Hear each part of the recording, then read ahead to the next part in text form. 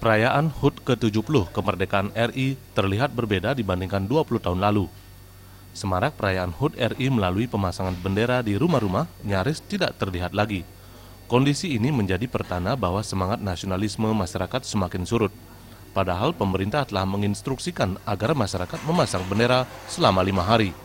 Pudarnya semangat memperingati Hari Kemerdekaan menurut pengamatan akademisi Ana Agung Gede Rake diduga karena pengaruh situasi ekonomi yang sulit saat ini. Masyarakat fokus pada upaya memenuhi kebutuhan hidup.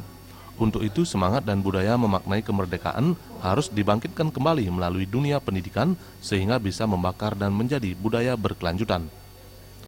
Bisa kita baca bahwa orang Bali disibukkan oleh berbagai kegiatan untuk mengisi kebutuhan hidup dan kehidupan, sehingga mempengaruhi juga semangat mereka di dalam mengapresiasi, memperingati ulang tahun kemerdekaan yang ke-70 ini. Bahkan ada yang tidak sadar, sudah kapan ya, ini sudah sekian hari lagi. Kalau dulu kan dari awal, tanggal 1 sudah ramai. Ya, itu kembali kepada kemampuan ekonomi. Pujiantini dan Angga Ratana, Bali TV.